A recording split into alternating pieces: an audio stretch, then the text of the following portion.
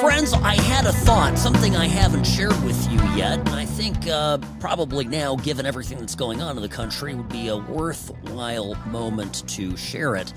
By the way, welcome to the program. Sam Mirejovsky here, Nevada's favorite recovering Californian. Having a little moment here. Yeah, recovering Californian, that is me. Also a lawyer by day.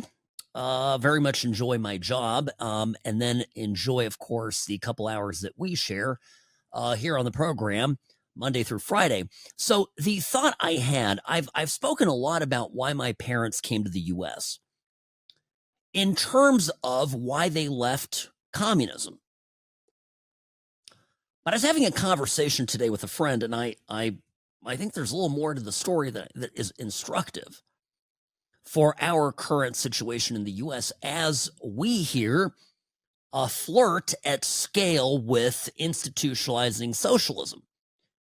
The Democrats now are not hiding it, right? They are coming out. They're calling themselves democratic socialists. There's a little guy over there in New York who's running a slick campaign, and he's convincing a bunch of young professionals, some making $100 or $200 or $300 even $1,000 a year, that they need to be little communists. People are falling for it. So here's the story I wanted to share. Of course, you know that my parents, born and raised in Czechoslovakia, what is now the Czech Republic, and my dad born just during the war, my mother just after, and then both of them experiencing 20 years of communist rule. They grew up in it. They experienced it. They lived it. And they escaped when they had an opportunity, 1968, when the Russians invaded. And they went, both of them, to Western Europe. They ultimately, together, settled in the Netherlands. Holland, the Dutch. It's all the same place. And they're in the Netherlands. They're in Holland in the 70s. And the only reason, I'll tell you this, the only reason that they left and went to America was because they feared that communism, the Soviets, would spread across Western Europe. They had escaped the horrors of radical left-wing ideology. They went to the West. They thought that they would be, welcomed with open arms. Certainly, the Dutch were welcoming, but they thought that, ideologically speaking, they would have found their new home, right? They're living in the West. They're living in, a free country, capitalism, etc. They found something quite different. The prevailing ideology was left-wing. They had to endure, and I think that's the right word, endure people telling them day in and day out how great socialism was. Oh, you're from Czechoslovakia, wonderful. Then you must know how great socialism is. My parents were like, what the hell are you talking about? Are you insane? How great communism is. It was horrifying. We didn't have food.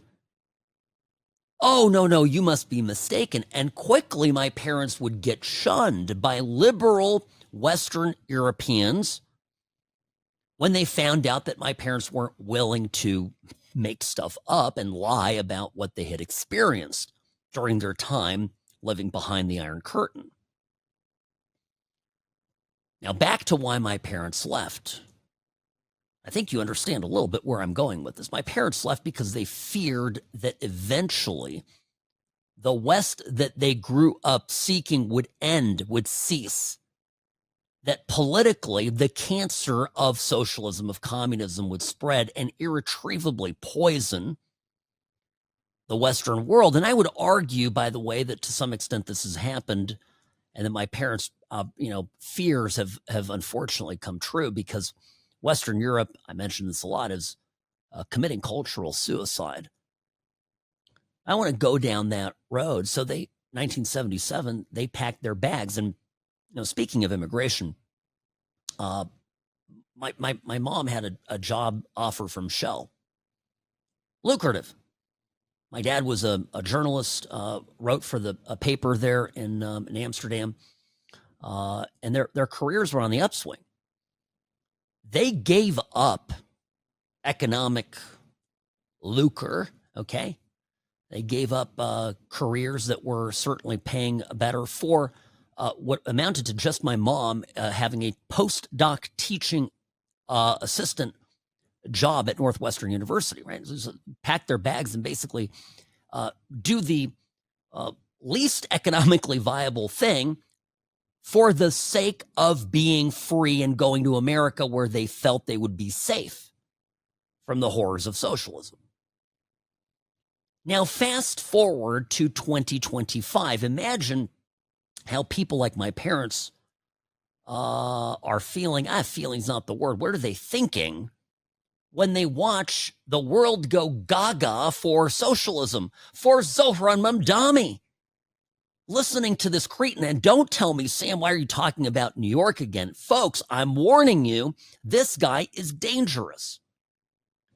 And if you're listening to conservative influencers, people on our side that are going, let New York just burn in hell. If they want Zohran Mamdani, they can have Zohran Mamdani. A caution to that way of thinking. Communism has a nasty way of being catchy, of spreading. When Zohran Mamdani and his radical left-wing little puppets bankrupt New York, what are they going to have to do? They're going to have to spread their influence in order to steal more money to fund their socialistic paradise.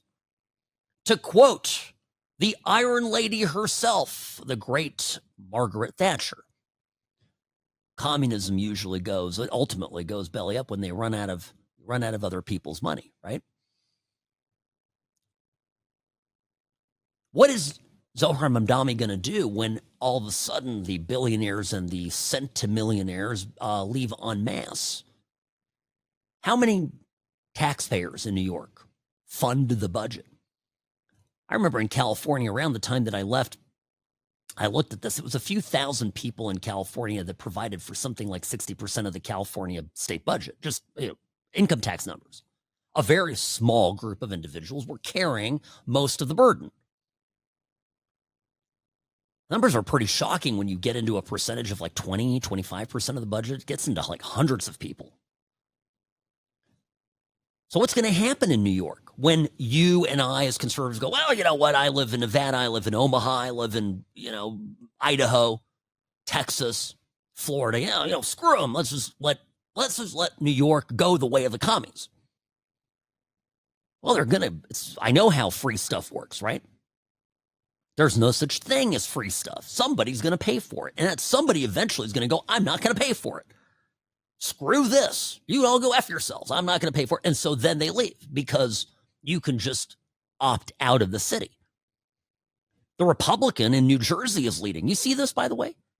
The governor, it's possible that we Republicans could seize New Jersey. Now, I bring this up because New Jersey is across the river from New York.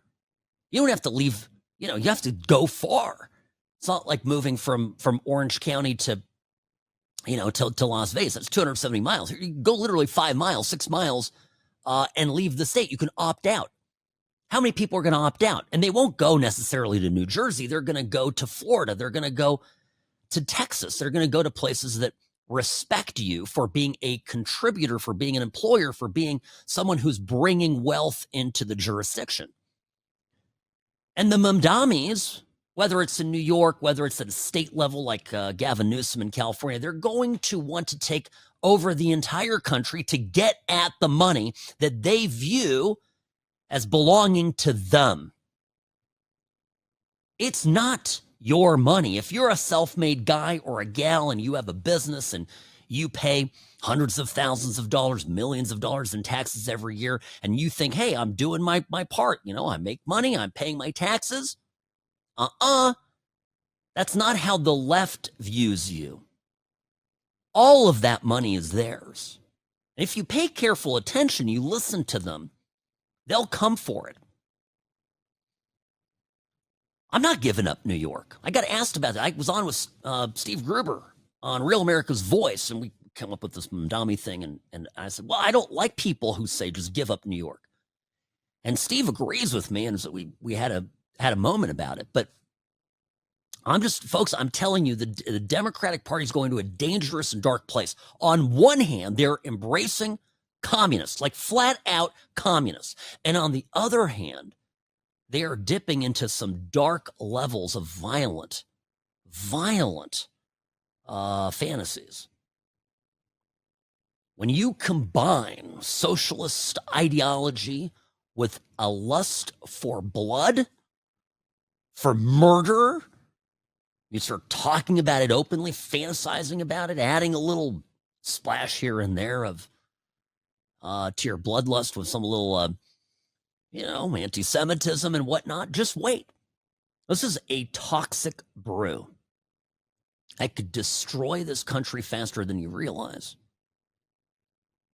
So don't shoot the messenger, speaking of violence. I'm just here warning you. Now, I'll get through here what I think we ought to do about it, but let me just back this up with some stuff. It's hugely important. It's been on my mind and certainly laying in my craw for a bit. Sam Mirejovsky, News Talk 840, KXNT, the What's Right Show, brought to you by Sam and Ash. Injury law, because you deserve what's right. I'm the best. Personal injury law has been the same for a long time. The best. Big egos, greed, and sleazy schemes. We've had enough.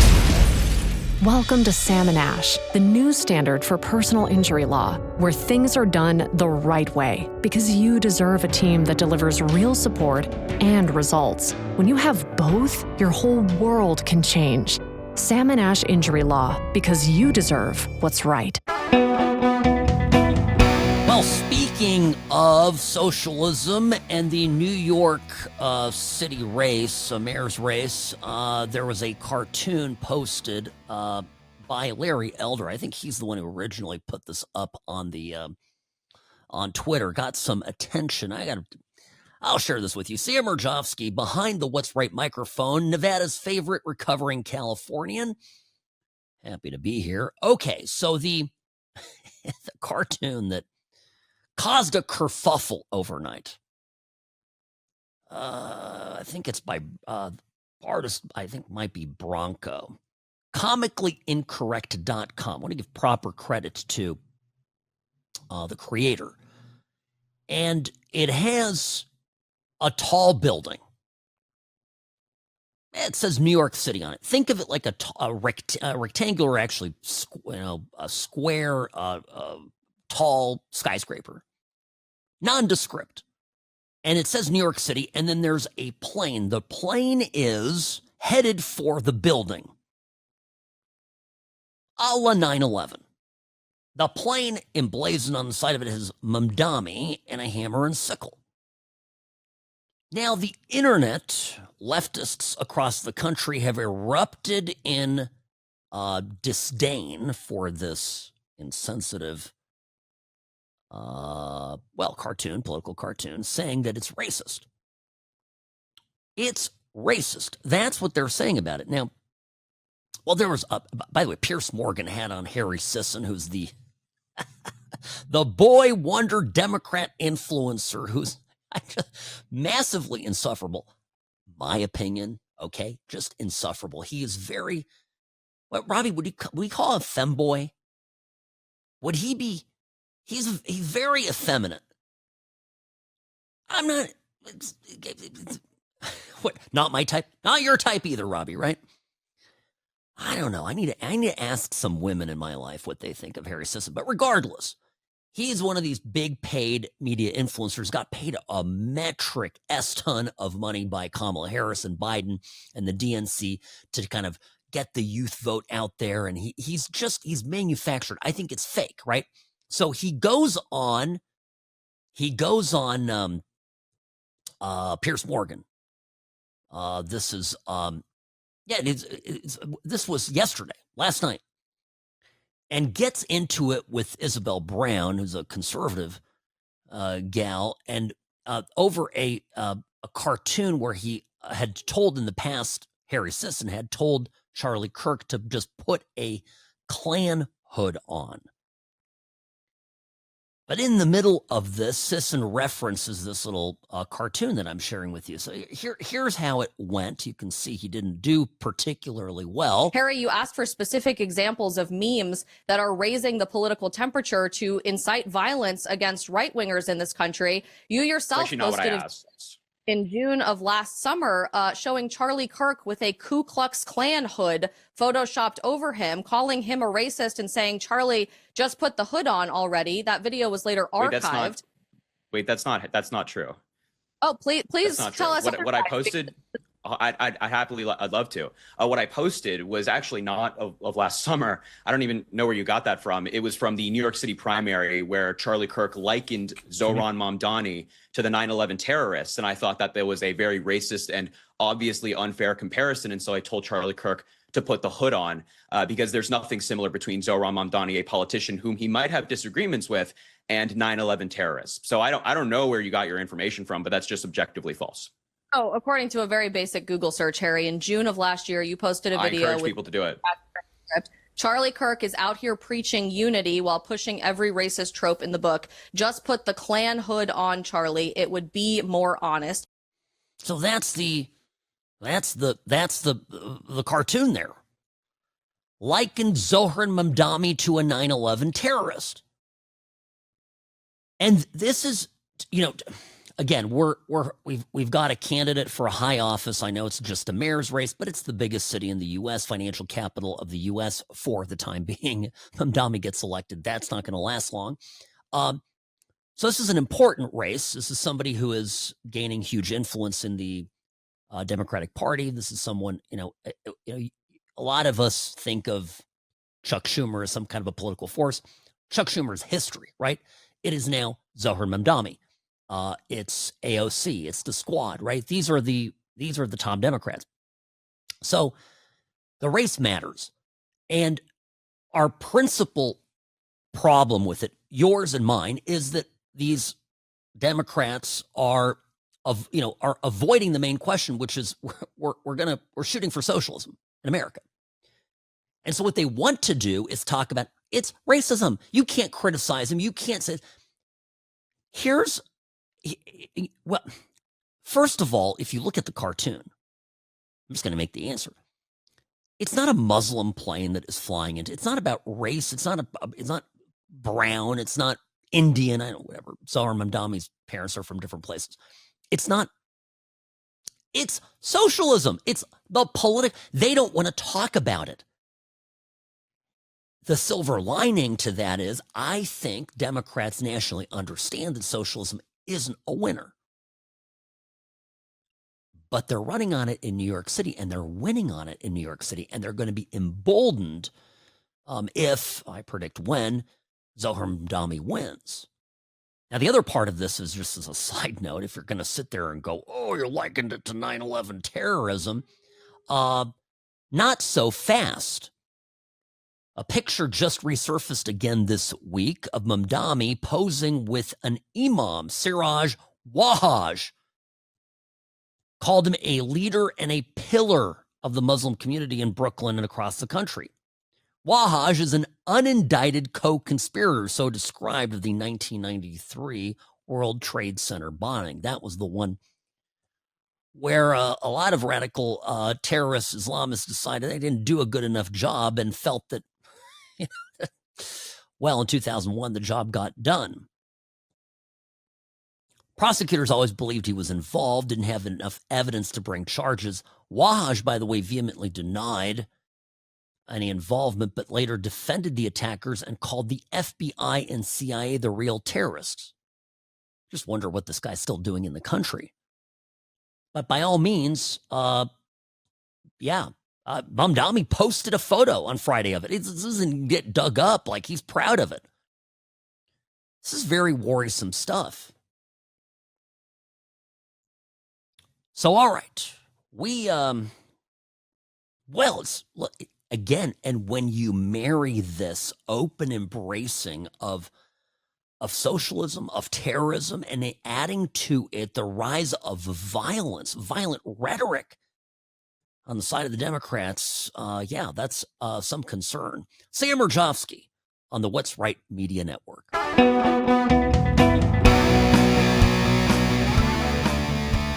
Making radio great again. Sam Mirejovsky here on the What's Right Media Network. Friends, welcome to the What's Right Show. Sam at what'srightshow.com. That's my email. At What's Right Sam on X.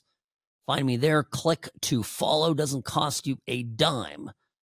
Everything I do is for you.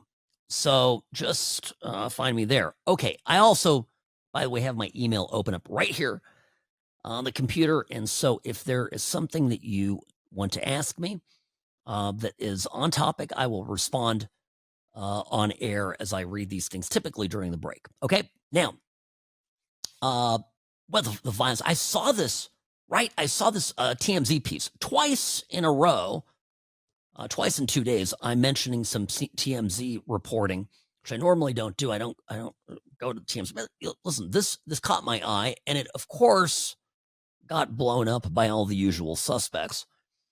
Where do I have it? Oh, hold on.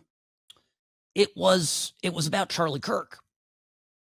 The piece yesterday in TMZ claimed that there was some vast sum spent, public funds spent to protect people at Charlie Kirk's funeral, at his memorial. Well, here it is. Yeah, okay. So the link, I'm pulling it up. I'm pulling it up. Just bear with me. I got it. Here we go.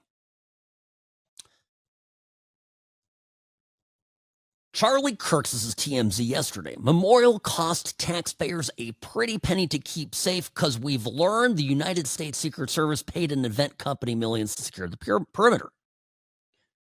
Meaning TMZ, we've obtained documents that show that the Secret Service paid Arcus Group, LLC, a full-service event manager and disaster relief aid company, $2.6 million to protect the perimeter of the ceremony at State Farm Stadium in Glendale, Arizona. Now, okay, I read this, and immediately, what do I think?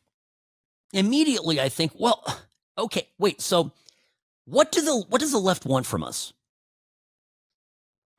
I guess they didn't want us to secure Charlie Kirk's funeral. At the same time, they want us all dead. Like, these are mutually exclusive things. Like, it would help if you guys didn't constantly tell us that we deserve death. It would help if you didn't attack us. It would help if you weren't crazy, crazy people threatening violence left and right. Well, no, I'm not. This is not idle, and it's not. These aren't flash in the pans, momentary things, pronunciations at just the No Kings rally or just in the immediate aftermath of Charlie Kirk's assassination. This is ongoing rhetoric. And then you've got people like Abigail Spanberger running for governor basically running together with on the same ticket, right, as a Democratic unity ticket, refusing to condemn her running mate for writing these types of things, violent, death wishes. So this is pervasive. Here's, I've had this now for a couple of days. This is a person at the No Kings rally on Saturday talking about Stephen Miller, killing Stephen Miller because he's a Nazi. Just listen to this. Who are you going to kill? Nazis. Who do you define as a Nazi? What do you mean? It's pretty... In this context, who's a Nazi? Stephen Miller's a Nazi. So you're going to kill Stephen Miller? If I had the chance, yeah, I would. I don't know if that's something I'd say on camera, bro. Yeah, just a nice, friendly leftist guy. He's not even ashamed of it. He's like, yeah, I'd kill Stephen Miller in a heartbeat. You know who normalizes this? People like De Niro. You can dismiss it, right? But you've got a famous actor on television. He did an interview just the other day. This was Monday, this week on MSNBC. De Niro again, call Stephen Miller a Nazi. He will not. We see it. We see it all the time. He will not want to leave. He set it up with his. I guess he's the Goebbels of the cabinet. Stephen Miller. He's a Nazi. Yes, he is, and he's Jewish, and he should be ashamed of himself. Okay, there you go. Robert De Niro, American icon of film. Yeah, he's a Nazi. And then some guy on the street, I don't know who this guy is, but he's able-bodied. Maybe he owns a gun. Goes, yeah, I'd kill Steve because he's a Nazi. We're going to kill Nazis. That's what we're going to do. You know, you've seen the kind of things people said about Charlie. Here's a woman.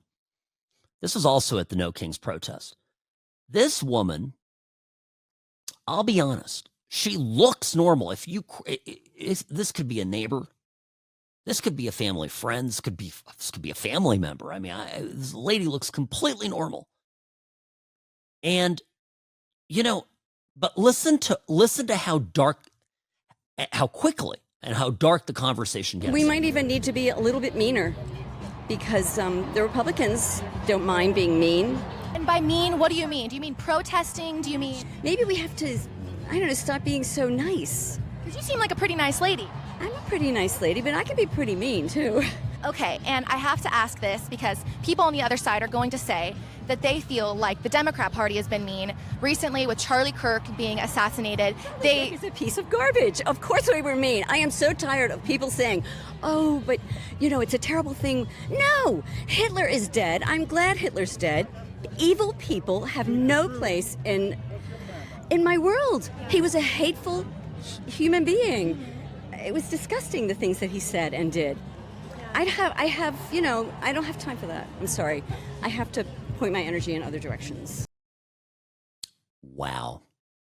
Again, she's not wearing a keffiyeh. She's not some, doesn't have 10 nose piercings.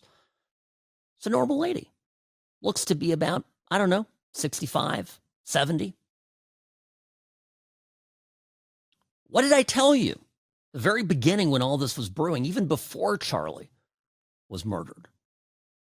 I said that we have people living among us that want us dead. I've always likened that to the argument of dealing with Islam, right? You can't coexist with people that want you dead. I can get along with anybody. We don't have to agree. But we have to agree to be able to talk without, murder on the mind. That's my problem with Islam, for example. They just want to kill me. They want to kill me and also eradicate my world. I'm not going to their world and eradicating their, arguing that their world needs to be erased. They're coming to my world. They're coming to my town. They're coming to my country. They're coming to my culture and looking to eradicate it. And then when I say anything against it, do you know how many times I've been called worse things than Charlie Kirk? I take this kind of personal, I don't think you can fault me for that. You know what Charlie's only fault was? I would say this to this crazy woman if I knew she was disarmed. I would tell her Charlie's only fault, really, when you think about it, if you're actually willing to be honest with yourself, Charlie's only fault was that he was successful. If you are a successful communicator and a persuasive communicator, conservative persuasive communicator, you're a dead man walking. In today's America. If we didn't have Trump in the White House, if we didn't have, by the way, at very early stages of cleaning out the DOJ, still have a huge amount of holdovers, people who, in the Department of Justice who agree with this lady 100%, and they're working to obstruct the effort of cracking down on political violence from the left. Trust me. But imagine if we didn't have that effort even transpire. Imagine that Kamala Harris had somehow managed to eke out a small but consequential victory. imagine where we'd be. And there's no hyperbole to this. I mean, I think conservatives would be hunted openly, if we aren't already, right? And it would be permitted. It would be permitted because, you'd catch the Luigi Mangione and then some prosecutor somewhere appointed by Kamala Harris and whoever her attorney general would be. And there would be explanations for why they understand it's just in the interests of bringing down the temperature. We're not going to press full charges. We're going to slap on the wrist 5 years, whatever. Same like they did with the attacker on Kavanaugh, right? The would-be assassin of Kavanaugh and Alito and other conservative justices in Washington, D.C. This kid, these trans, we're going to just give him a pass. What did he get? 5 years? Something? Nothing, basically. Could have rotted essentially in prison for 20, 30 years. Got 5. So this is what would be happening at scale across the country. So am I worried? Yeah, I'm worried. And by the way, the way communists come to power is through violence. It's a big myth that it's a spontaneous eruption of popular enthusiasm, groundswell of popular enthusiasm. That was always the myth about Bolsheviks, right? Well, they were supported by the people. The people didn't want Bolshevism. Bolshevism, communism, you go back to studying a little bit of history, go back to how it all fomented in Russia. It was the intellectuals, the elites. There was even some low-level aristocrats that, were sympathetic to the cause. Oh, there were. Now, they ended up, in the proverbial guillotine as well, in due course, right? Just like the trans people that support Palestine, when the Palestinians, Hamas, whatever, take over, the trans are going to go straight off the buildings. I guarantee you. But, for now, they're helpful. So they remain political allies. But again, it didn't come from popular support. It didn't come. That's the same thing with the No Kings protest. These were deeply and heavily organized. I just saw a list of the funders of it. Arabella Advisors, top of the list. Warren Buffett gave some 16 million, I think, was the number. Lots of money went into this. It was well organized. It wasn't spontaneous. This wasn't an uprising. You want a spontaneous uprising, 1989. In October and November in Czechoslovakia and the streets of Prague. But the Democrats know how to create fake spontaneous uprisings, color revolutions around the world. Victoria Nuland, all these people, they know exactly what they're doing. But I digress. You marry the rhetoric, the violent rhetoric, and the willingness to perpetuate political violence. Luigi Mangione, Tyler Robinson. You marry that together with the ideology, the support, the open support of socialism. Dangerous. Quick break. Sam Mirejovsky here. The What's Right show will continue in a moment.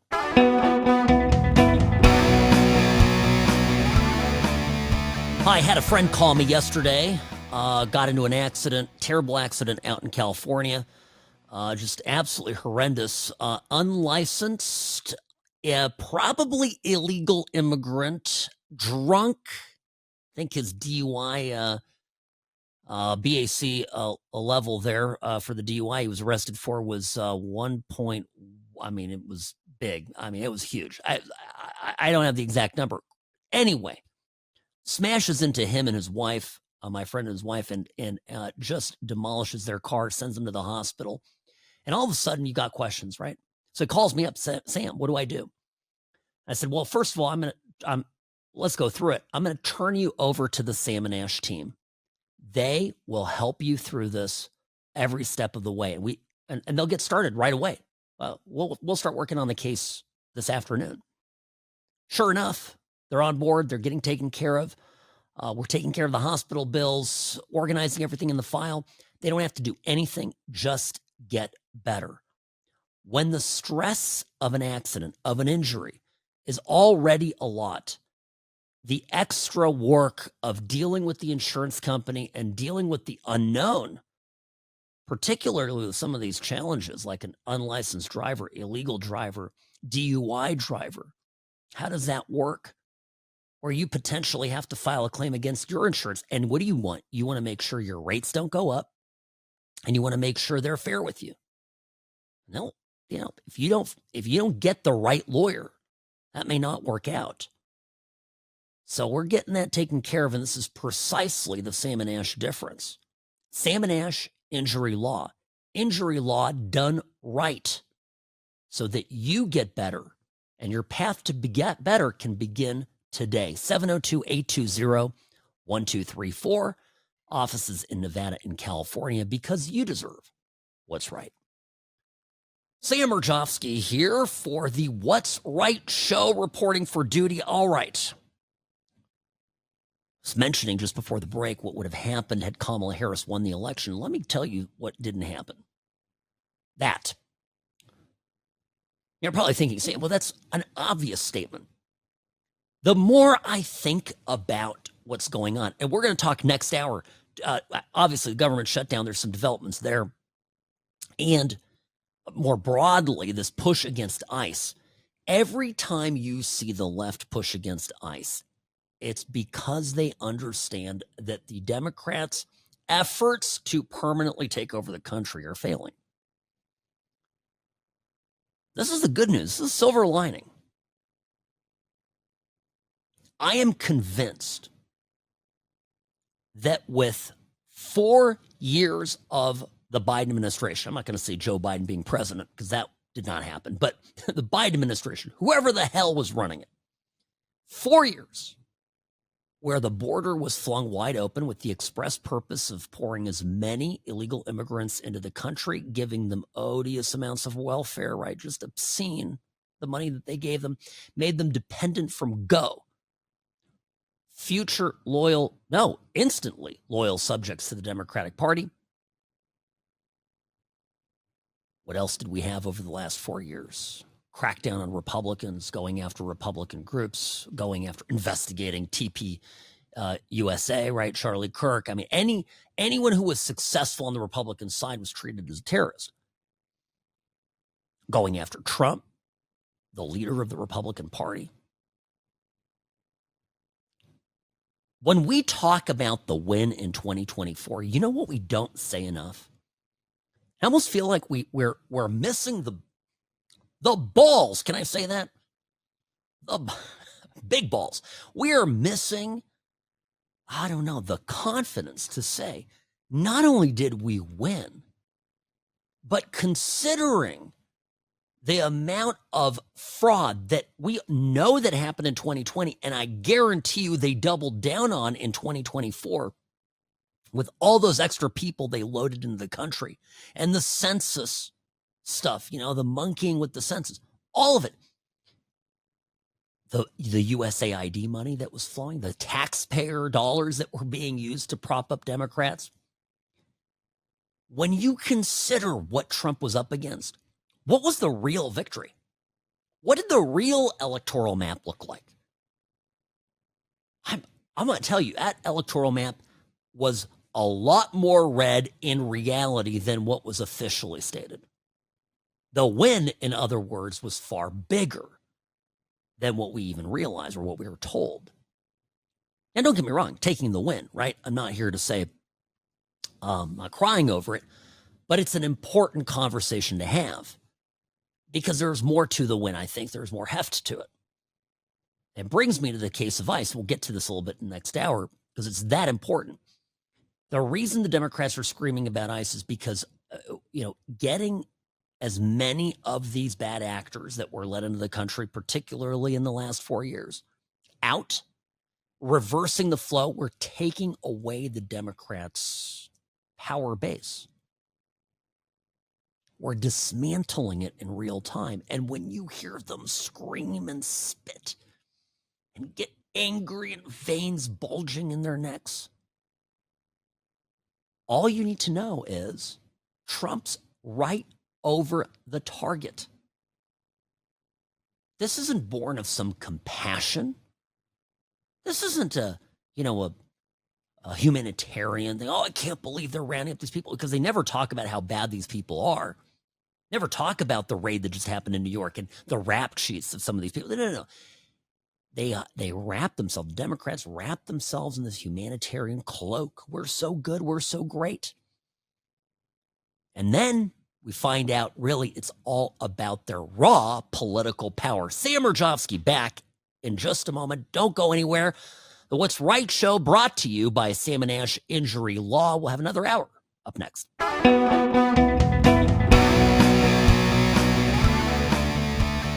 Rarely wrong, always right. Sam Mirejovsky here on the What's Right Media Network. By the way, I haven't mentioned this yet, but I think it's a funny story that I have to get to, and that's the jewel heist in the Louvre. This is a famous French museum housing the Mona Lisa and other precious treasures. And of course, over the weekend, I don't know if you heard this, but a group of robbers, 3 to 5 of them, I've seen different versions of the story, basically snuck in there while the museum was open into an area that had been closed off for construction and made off with millions and millions of dollars in precious jewelry, some of which having belonged to the wife of Napoleon Bonaparte.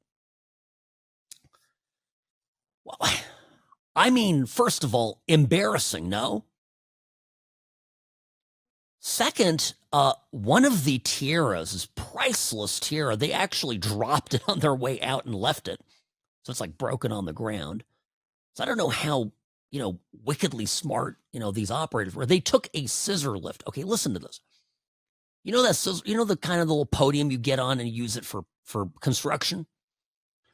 He got on the little scissor lift on the outside of the Louvre, which is, I've been to it a bunch of times, a very guarded building, took the scissor lift up, going up, and they broke into the window and then took some kind of a buzz saw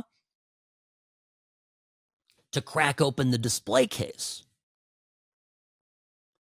Well, it is embarrassing. Now, here on my Instagram account yesterday, I reposted too, because France is going wild with AI videos that show Macron, the president of France, being the guy that heisted the jewels. That's how much they hate this guy. So there's all these videos of him.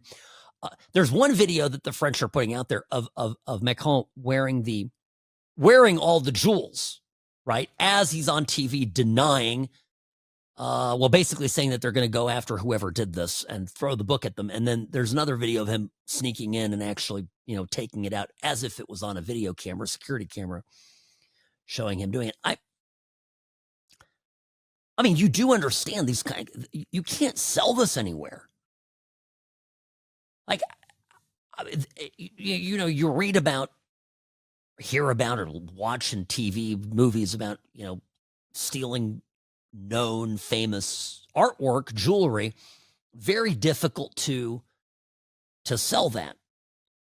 Either there was a collector who put this crew up to it, or they're going to pop the big jewels out of these pieces, break them down into smaller pieces, and sell them. It's the only thing that can happen. But even so, I think they're going to get traced ultimately. It's just a terribly sad story. And France is a failed country as far as I'm concerned. This would happen literally the crown jewel museum, and that they couldn't keep this stuff safe, to me, is just a wild embarrassment, another failure of the Macron government. So anyway, good luck over there, France. I hope it all goes well for you. Here, meanwhile, our museums are closed. Our national museums remain closed because we're on day 22 of the government shutdown. What does this mean? Well, it means we're starting to cut into muscle. The money is not flowing. Also, of note, Democrats still are getting the They're getting their fair share of the blame for this. Now, I saw something right before I went on air. When you go to the Capitol building, the Speaker's office, the Speaker of the House, Mike Johnson, formerly inhabited by Nancy Pelosi. The Speaker's office is massive. It's ornate. There's an entrance to it that's a big sort of archway goes into it. I think it's right off the rotunda. It's very centrally located.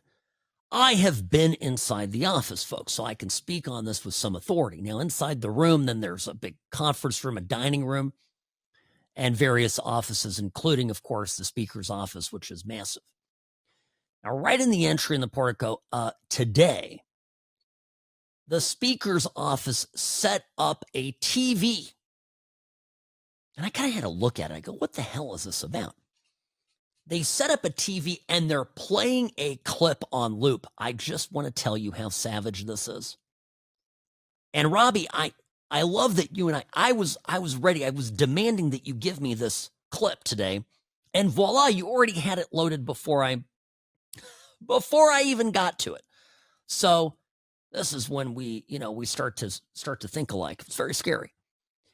So here, I'm going to play the video. But first, well, let me set it up because I want to make sure I do this. The video has the Democrats' whip. What's the whip? This is the person who gets Democrats to vote. If you watched House of Cards, Kevin Spacey's character in it, in the beginning, when it opens, he's the Democrat whip. It's a powerful position. It's not a nobody. You're in leadership. Now, the Democrats' whip is a lady named Catherine Clark. And she sat down on Fox with Chad Pergram. And there's just one moment. I'm just going to play the clip that the Speaker of the House is playing on loop over and over again. And it's from the 16th. It's not a good look for the Democrats, I'll tell you that. Shutdowns are terrible. And of course, there will be, families that are going to suffer. We take that responsibility very seriously. But it is one of the few leveraged times we have. You want me to play that again? I'm going to play it again, just like Speaker Mike Johnson is playing it again and again and again. Shutdowns are terrible. And of course, there will be, families that are going to suffer. We take that responsibility very seriously. But it is one of the few leveraged times we have. Again, this is a top Democrat in Congress. The shutdowns are terrible. And of course, there will be, families that are going to suffer. We take that responsibility very seriously. And here comes the worst but I've heard all month. But it is one of the few leveraged times we have. You, your family's safety, every person that gets on an airplane right now may not have adequate controllers taking aircraft through the skies. You, unfortunately, may need to be sacrificed for the leverage that the Democrats need right now politically. You and me, we together, according to Catherine Clark, are martyrs for the Democrats' power. This is devastating. Now, once upon a time, when Republicans didn't have independent media, when Republicans had talk radio, but certainly a huge amount of opposition on the other side, no social media, certainly no Twitter controlled by Elon Musk, narratives like this were tough to put a lid on. Now, today, and I keep saying this, right, that the Democrats are losing the messaging war. I give you an example. This is a TSA union rep. TSA union rep. Public sector, DC-based union. And when you listen to him on MSNBC, it gosh golly gosh darn sounds kind of like he's not a huge fan of the Dems. Let me play it. Fund the government, keep it open, just like we come to work every day. We take an oath to protect and uphold the Constitution. They should be doing the same. We don't want to get involved in a political component. We're tired of being political pawns on a chessboard for either party to be used as pawns. What do you think of what the Democrats are arguing, which is that they need to keep going on this because they have to get health care subsidies extended? They're gonna run out, and they need folks to get this money. Bernie Sanders says 50,000 people a year could die if they lose access to health care.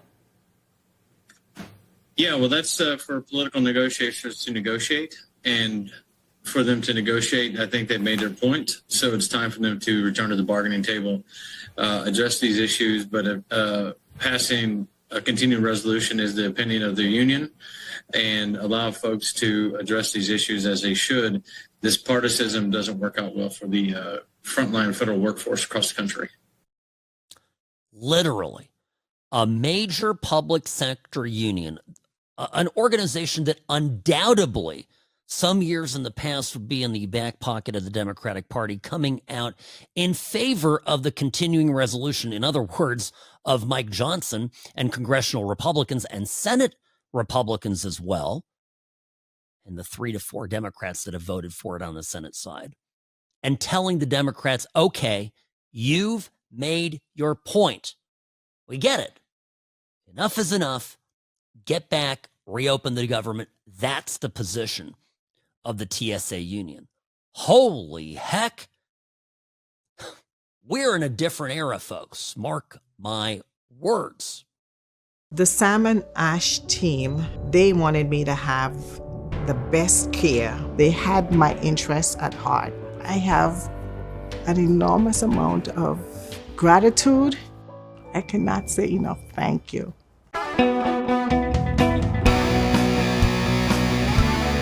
The What's Right Show brought to you by Salmon Ash Injury Law, the only law firm to trust if you've been injured, you've been hurt, you have a loved one going through an injury, having experienced an injury or a loss. Very important to get legal advice today. Do not delay. Don't put it off. That's another message in this. Never in the history, I can tell you this as a lawyer, generally speaking, it is never in your legal interest to put off a legal question. Justice delayed is justice denied. Every day that goes by will work against you. So, doesn't matter if it's been a while, if it's been 2 months, if it's 3, doesn't matter. Get help today. Call today. 702-820-1234, 702-820-1234. Offices in Nevada and California, because you deserve what's right. All right. So, well, I was having a field day with this, with the shutdown nonsense. It's just not working. They're not getting any grace for this, the Democrats, and they're flabbergasted that they're not getting any grace. They're fully expecting to have the media cover for them. And it hasn't been happening. And they're out of sorts about it, to be honest. Bernie Sanders went on the Stewart Show, the Daily Show with Jon Stewart, talking about the economic plan is going to result in 15 million people losing their health insurance coverage, da-da-da-da-da. So here's Stewart and Sanders going about it. I don't know. Bernie doesn't really even get much quarter here. What Democrats find themselves in a place is we've shut down the government to protect subsidies for an insurance marketplace that funnels $800 billion a year into the pockets of all these insurance companies. Have Democrats box themselves into a corner fighting for a system that ultimately, to get the thing that you want, that I think the American people want, they're going to have to abandon. Yes. Look, here's where we are right now, and I think it's not been made as clear as it should. If Trump gets away with what he wants, we are looking at 15 million people losing their health insurance. And according to studies, John, 50,000 low-income and working-class people dying every year unnecessarily. Based on lack of accessibility to health. Right. And then on top of that, because of the cuts to the ACA, you're looking at some 20-plus million people seeing a doubling of their premiums at a time when they can't even afford health care right now. Right. All right. So your point is this a good system? No. But we is this a good system to defend? To defend today, yes. Capital. All right. Okay. But obviously, right. It is a system designed to make huge profits for the insurance companies and the drug companies. Right. Period. We have got to move to a Medicare for all single-payer program. Absolutely. Yes, and this is me cheering for this as well, because now we're back to the whole conversation about communism. We've gone full communist. Remember Tropic Thunder? There was an admonition in Tropic Thunder. The reason why Simple Jack movie failed because he went full the R word. Never go the full R word. Never go full communist, Bernie. Never go. They're all emboldened about this. Now, what's Stewart really trying to do? Now, Stewart's a left-winger. Occasionally, we play his stuff here, and he has got some qualms with the Democratic Party as it exists today. But make no mistake, right? This is a socialist guy. Stewart is trying desperately, even as a left-wing guy, to go, well, Bernie, hey, come on, like, you don't really want to, is this the fight to fight now? And Bernie is admitting, and I love that he's doing this, he is admitting out loud, because they're all emboldened at how well Zohran Mamdani's doing and the squad, and they keep winning these niche elections. Yeah, New York is a niche election, of course. Bernie Sanders got elected how many times in Vermont? Please. Doesn't matter. Bernie Sanders, okay. These are niche elections. So he is on national television to show that this clip is going to be seen by, hundreds of thousands of people going, yeah, let's a single payer system. This is not what people want. The ACA, aka Obamacare, was always designed to fail so that the left could make this argument that we would need to move to a single payer system. It was designed to break.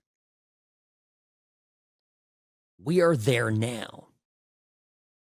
And Trump and the Republicans are taking pressure off of Medicare, off of the Medicare system, by making people who should be able-bodied and working and getting their own coverage, booting them off the system to at least make it work as best as it can. That's what this is all about. No, we're not going to fund illegals. No, we're not going to pay for health insurance for people who have jobs and can work and are able-bodied. Medicare is always for people who have disabilities, who can't work, or for people who are older. That's how it was intended. But they want to have it basically be a slow creep to Medicare for all. And I love that they're saying it out in the open. I would say that's the one silver lining to Zohran Mamdani, is, I said this from the beginning, thank you for telling us who you are. I don't like these Democrats going out there pretending to be centrists like Obama. Very dangerous. Obama purported to be a centrist guy and ruled like a radical. Biden ran as a mentally competent person and ruled like a vegetable. I don't know. Not the same thing.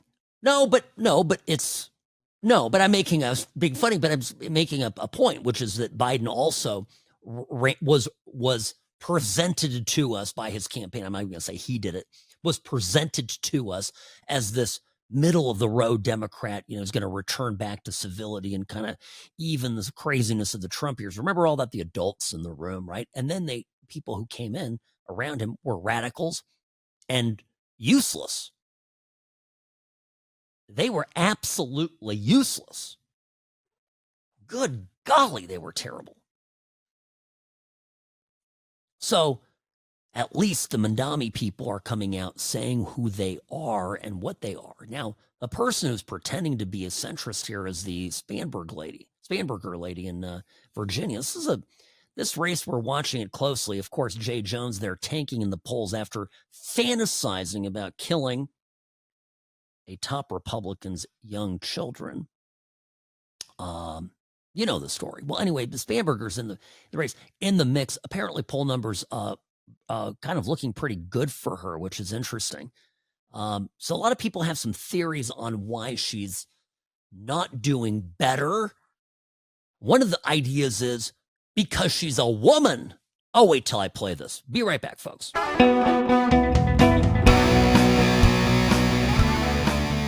The sage of Southern Nevada, Sam Mirejovsky here behind the What's Right microphone, live from the entertainment capital of the world in Las Vegas. That's the spot. Beautiful day today here, although this morning, I have to say, I'm driving to the office. I went through like 3 different weather systems. It was windy, it was sunny, it was rainy. Then I saw lightning, heard some thunder. Boy, it was eventful. All right, Sam at what'srightshow.com is my email. At What's Right Show on X. That's the show Instagram and Twitter account, X account. And then, of course, me personally at What's Right Sam. That's the one you definitely want to follow. Okay.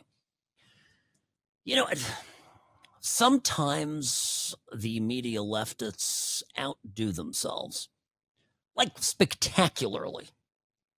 Today, this morning on Joe Scarborough, Morning Joe, MSNBC, Willie Geist, Mika Brzezinski are on there, and they're talking about Mickey Sherrill and Abigail Spanberger.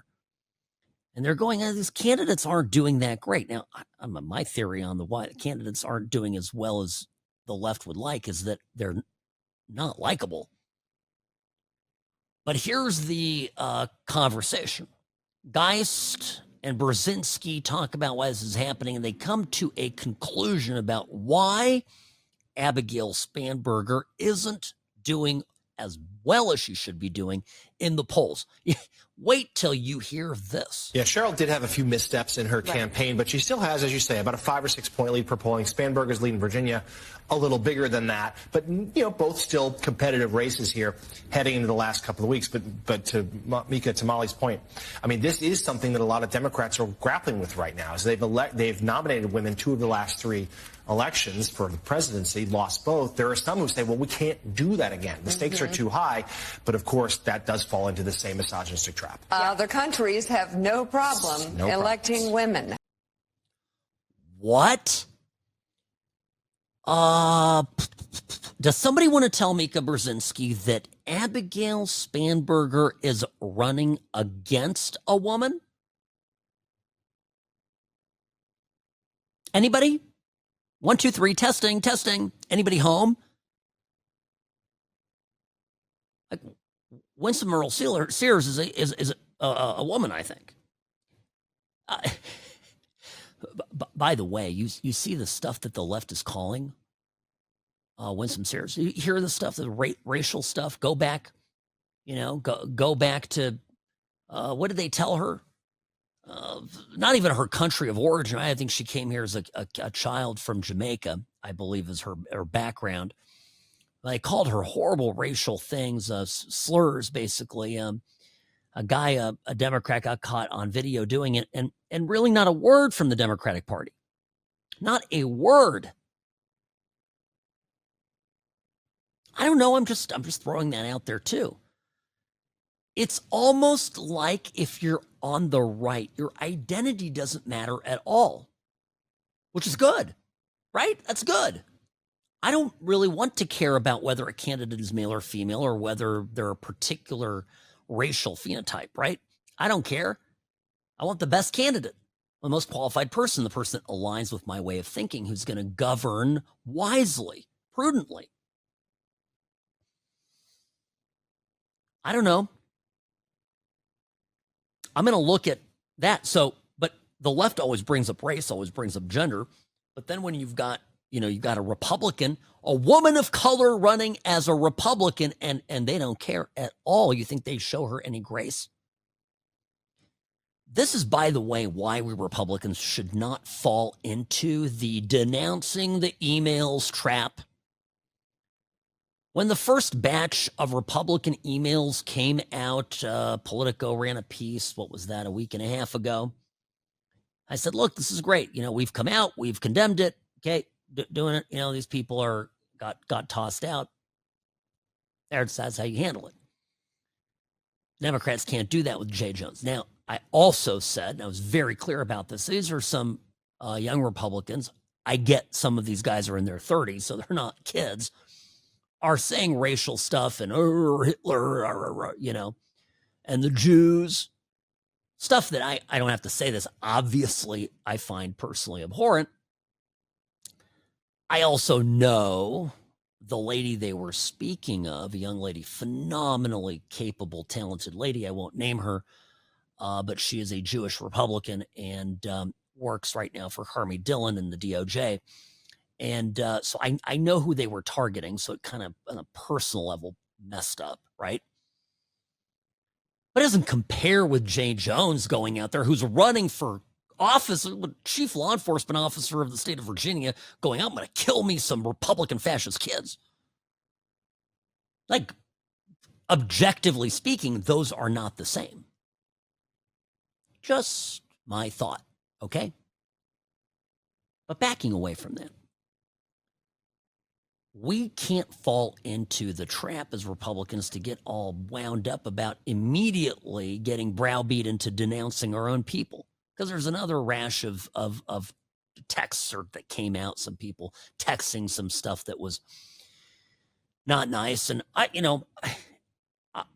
got to tell you, I don't care. I'm going to use the Democrat standard. I know what the Robbie, we're going to save this clip and we're just going to play it every time there's some mean thing, racist thing, bad thing some Republican said in the past. Okay? We're going to call it the Spanberger rule. Here's Abigail Spanberger. She's, when was this? This was yesterday? Her on social media. Okay, I'm just saying, if it's good for the goose, it's good for the gander. If I'm being very honest, we are 3 weeks away from an election. If I'm being very honest, we are 3 weeks away from an election in Virginia. I have worked tirelessly for 2 years running for this office. I announced in November 2023. The fact that I say this with all due respect because, I think it's a fair thing for you to ask about, the fact that I have to spend even a moment's time talking about somebody else's text messages from years ago rather than what I want to do as governor is something that I am deeply unhappy about. The fact that I can't spend every minute of the day talking about the plans that I have built out, not to be too hokey about it, but like my multiple pages of plans, my affordability plan, my education plan, my growing our economy plan. That's the standard. Don't come at me with Republican, texted somebody, the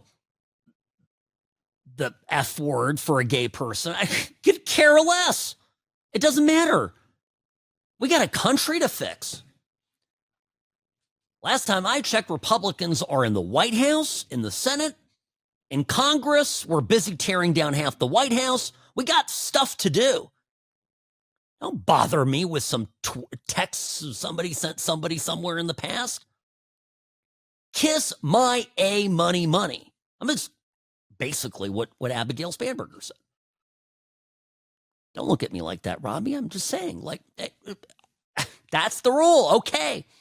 Take notes, people. I get so many hand wringing. Oh, but, George Santos and, Sam, we can't be like this. This is why Republicans, for so long were, I can't say the word on air, even though I'm referring, of course, to the word pusillanimous, which is a very specific term, does not reference in any way, shape, or form a body part. Republicans were pusillanimous for many, many years. They allowed themselves to be browbeat by people who do not deserve to have moral clarity on any issue. These people are moral frauds. Am I saying angry enough? I mean, I don't know. I'm just trying to drive home the point. I mean, folks, I'm a good-natured person, I swear. But I'm trying to, trying to persuade some of you that are getting worried that that we have to always do the right thing. I don't know if I had somebody in my organization, on my team, and I found out that they were huge fans of Hitler, I'd fire them. Robbie, you're on notice. Okay? Why? Because I don't want to be around somebody who thinks that Hitler's a great guy. But okay. But again, there's literally a Democrat right now running for office who wrote extensively and openly and spoke openly about murdering a 2-year-old and a 4-year-old, the children of a Republican who was in the state house, because these kids were fascists. His family represented fascism, so it was okay to kill fascists. Back to what seems to be a perfectly permissible attitude within the Democratic Party right now. They're not condemning Jay Jones and asking him to step out of the race because two things. One, the Democrats only care about political power and everything else is irrelevant. And two, they're all talking this way privately, basically some of them openly anyway. If Abigail Spanberger comes out and condemns this in any way, shape, or form, she risks losing support from her base. You really think about that for a minute, you realize how unbelievably warped that is.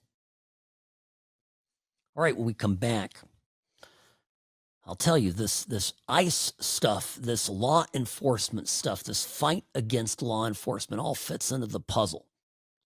And it's the most important thing Trump is doing. I actually believe this. I believe the ICE enforcements are the most important thing. And I'm going to have dinner tonight with a Democratic friend of mine. I'm not going to tell you where because you would love to be a fly on that wall. But I'm feisty. Sam is going to show up tonight. I'm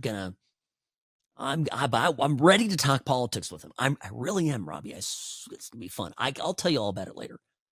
Don't go anywhere, folks. We got still a little bit of the show left right after this.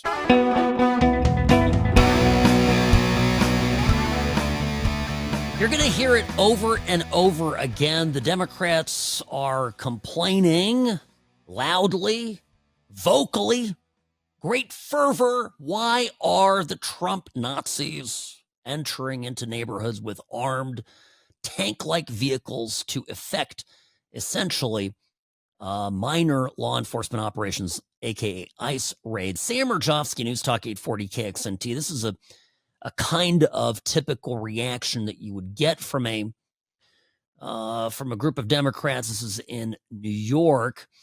This was the outrage after a recent raid there Tuesday night in Chinatown.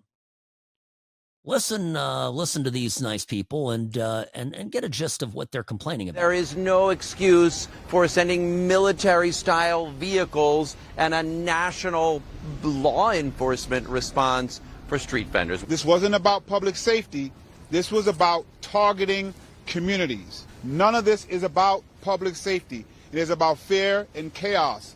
We wholeheartedly reject the violence that ICE is bringing to our city. Subjecting street vendors to this kind of violence is deplorable. It's deplorable to subject a community to violence. That's the position. Now, doesn't this sort of remind you of something else? For just joining us, earlier in the program, I mentioned the TMZ piece decrying the $2.6 million price tag borne by the public to protect Charlie Kirk's memorial, going, oh, spending all this money, or what is it? And I'm thinking to myself, yeah, well, maybe if you stopped freaking killing us and threatening us with death, it wouldn't need unbelievable amounts of security just to be able to gather and mourn. Maybe, just maybe, the reason that these ICE agents are going out in tank-like vehicles is because day in and day out, the left is agitating against them. How many posters did you see during the No Kings rally that were not just anti-ICE, but suggested the taking up of arms, guns, shooting ICE agents? ICE agents have been targeted. There are 20 or so instances of that just in the last few months. By the way, the acting director, this was great. I'm glad they're coming out and saying this, Robbie, because Todd Lyons, who's the acting ICE director, said that, listen, the protesters showed up so quickly, this was organized, and there's violence that is being threatened against ICE agents on a daily basis. This is what Lyons said on Fox News last night. If you look at the video, everything was fine with the officers talking to those individuals and making those arrests until violent protesters showed up. That was my second question, which is, were those protesters was it just organic? They just happened to be there, or did they have some sort of heads up, do you think? Honestly, we're still looking at both angles of that. Obviously, that protesters came up really quick and fast, so we have to look and see what kind of situation that led to. But that's one of the reasons why you saw that Bearcat, the special response team vehicle out there, because we know everywhere we go, because of elected officials' rhetoric against violence on ICE, we have these protests. So what I'd like to ask the city officials are, they talk about street vendors, but that's illegal, and they've been calling on the city to do something about it. But again, we arrested criminally illegal aliens that have horrible rap sheets. So is that the people they want to protect? I don't think so. Yeah. They agitate against ICE while leaving the real criminals to run amok. And by the way, when you talk about who the real criminals are, Todd Lyons explains that these are people that did have very lengthy rap sheets. A lot of the shop owners down there have complained for a long time. And again, I wish those elected officials and the city officials actually waited for us to do media and press, because the 9 that were arrested, their rap sheets are long. Right. Forgery, possession of drugs, drug trafficking, robbery, assault. So these are criminal aliens that were being targeted. Again, we do these based on criminal intelligence, and that's what we had. That's it. Get the felons out. It's the priority. Tom Homan mentioned this. This is an absolutely clear as day thing to me. I don't know what there is to agonize over. But here's the deal. Out in California, they're building a database of ICE activity. They're actually using government funds to fight law enforcement. It's, again, the Trump administration has to go in and dismantle this rotten democratic system. Jeanine Pirro, who is the U.S. Attorney for the District of Columbia, described yesterday in a press conference the leniency toward Edward Costin. He is the Big Balls. Edward Costin's the attacker that attacked him, and so the attacker's name, the person who committed that assault, is a Lawrence Cotton Powell. And she goes through it, and she goes, "Look, he's 19. He's charged with robbery, first-degree robbery. Faced 15 years in prison. He also faces a charge of assault with intent to commit robbery. Add another 15 years, robbery for 15." All of it in, right? And then, April 3rd, he gets sentenced for a felony attempted robbery. Piero's office asked for jail time, and the Judge McLean, sitting in the Superior Court, she has no criminal background, makes a decision to just give him probation. Within 31 days, this guy goes on to reoffend. He's rearrested while on probation from all those felonies, charged with a simple assault and possession of a prohibited weapon. They ask to revoke his probation. That gets thrown out. And Judge McLean comes back and releases the guy again, basically just tells him to be a good boy.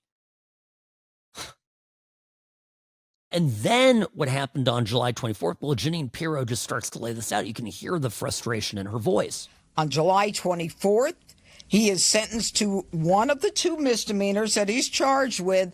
Again, my office asked for jail time after he victimized yet another person. And on July 25th, another judge suspends his sentence and decides that he should be on probation. So after a felony of attempted robbery conviction, after a violation of probation, after a second crime, after a second conviction, after no compliance with C. Sosa, the judges say do better and they let him go. And guess what? Within 10 days, he's at it again with Ethan Levine and Edward Korstein. And those are, well, Edward Korstein's big ballsy attacker and the Doge guy, and of course was violently attacked by this guy. These people just need to go to jail. Democrats need to get with the program. Bad people go to jail. All right, Mark Levin, the great one, up next. Sam Mirejovsky here on the What's Right Radio Network. See you tomorrow, folks.